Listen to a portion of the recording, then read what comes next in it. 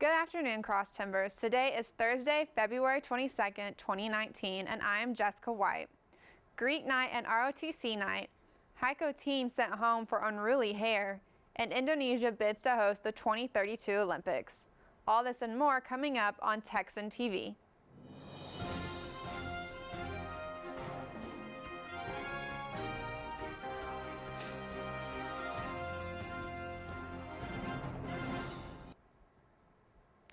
In campus news, last night both the women's and men's basketball team took on West Texas A&M during Tarleton's Greek and ROTC night. The women's team scored 62-76, while the men scored 65-81. Although both teams lost, they had lots of support from members of Greek Life and ROTC. In local news, as reported by the Stephenville Empire Tribune, a 16-year-old student at Heiko High School was sent home this week with a haircut forcibly given to him by a faculty member. The school states that the boy's haircut was too long and violated the school's code of conduct policy. The student, Lane Kiesling, said that he was not asked for permission before his haircut with scissors, as he described, as something you would find in a craft store. Kiesling agrees the haircut was long, but stated that money has been tight around the house as his mother is currently unemployed and he had even worked the previous Saturday to save up money for a haircut. He doesn't understand why a decision wasn't made to send him home instead of forcing the haircut.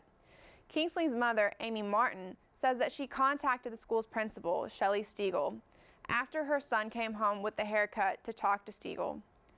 While she admits she lost her temper for sure, she said Stiegel tried to blame her son for the haircut's outcome, saying he was looking down.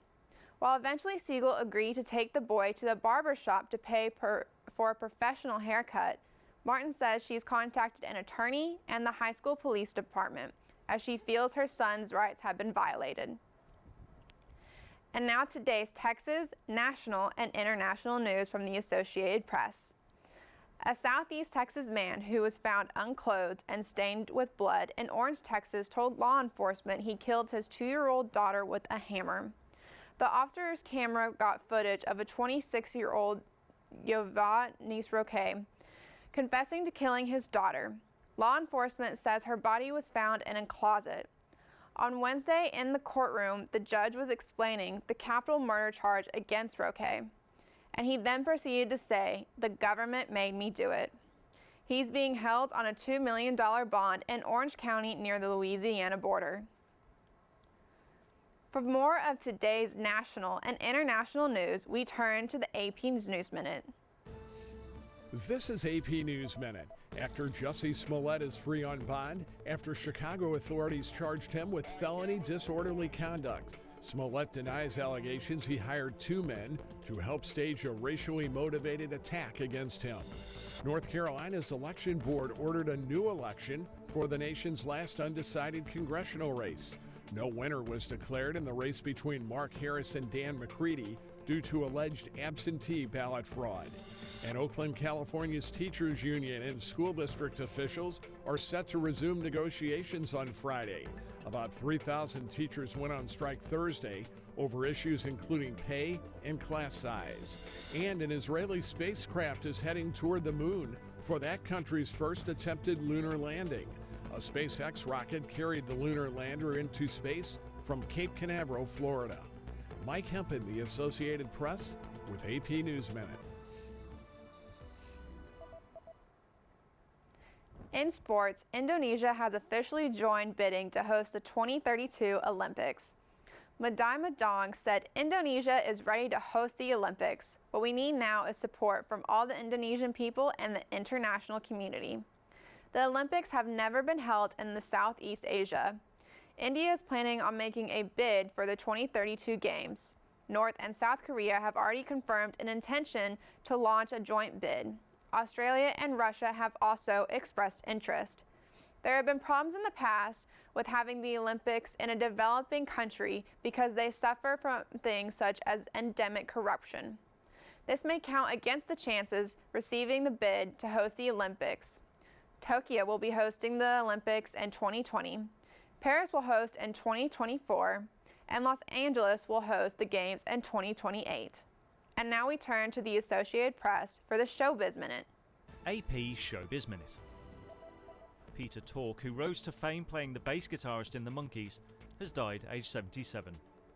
Tork, Mickey Dolenz, David Jones and Michael Nesmith became overnight sensations when the musical TV show took off in 1966.